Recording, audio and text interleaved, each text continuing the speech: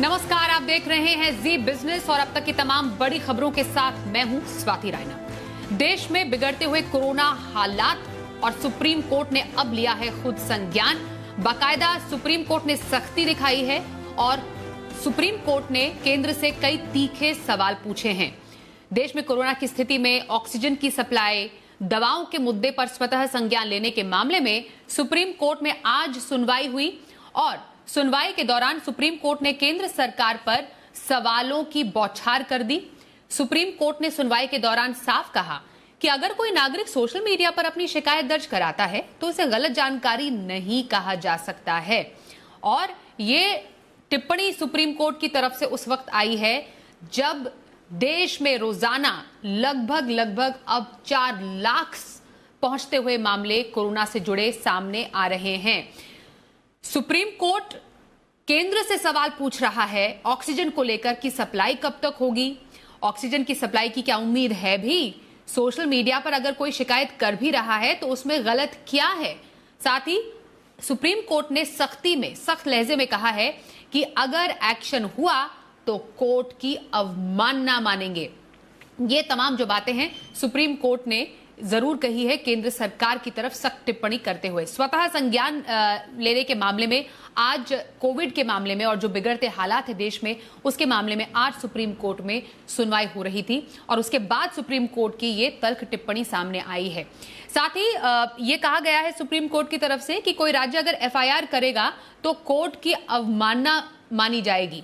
अगर social media पर खासतौर पर मदद मांगने पर अगर कोई किसी पर एफआईआर दर्ज होती है तो वो कोर्ट की अवमानना मानी जाएगी, क्योंकि इसमें कुछ गलत नहीं है कि अगर लोग जो हैं वो सोशल मीडिया का सहारा लेते हैं शिकायत करने के लिए। इसके अलावा कोरोना के लिए राष्ट्रीय टीकाकरण की नीति क्यों नहीं, ये सवाल भी केंद्र सरकार से पूछा है देश की सर्वोच्च अदालत ने।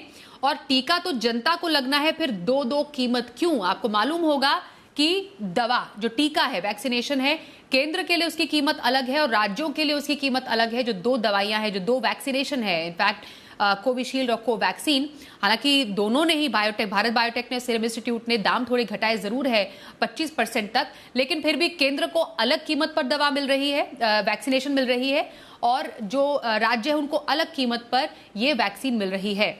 और साथ ही सुप्रीम कोर्ट ने कहा है कि 2 अलग कीमत का जो अंतर है वो कितना पड़ता है, 30,000 से 40,000 करोड़ रुपए। ये 2 अलग अलग कीमत का अंतर पड़ता है।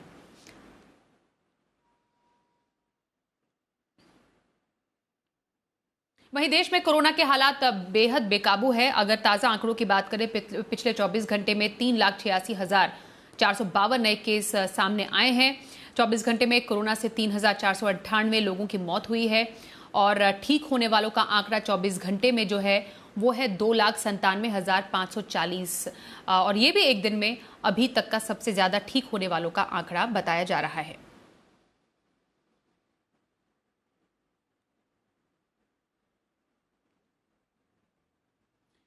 तो कोरोना की इस दूसरी वेव में अगर एक कोविड संक्रमित हो जाता है तो पूरे परिवार को ये वायरस अपनी चपेट में लेता है। खासतौर पर बच्चों के लिए अब एक गाइडलाइंस जारी की गई है कि बच्चों में अगर कोविड के लक्षण पाए जाते हैं तो उसमें क्या किया जाए और किस तरीके के लक्षणों पर ध्यान दिया जा सकता है।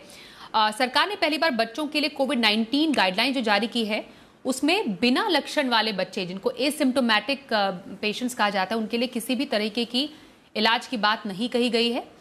हालांकि उनमें संभावित लक्षण पर नजर रखने की बात जरूर है। हल्के लक्षण वाले बच्चों में जैसे गले में खराश हो गई, नाक बहना है, सांस लेने में तकलीफ है, उसके साथ खांसी हो सकती है।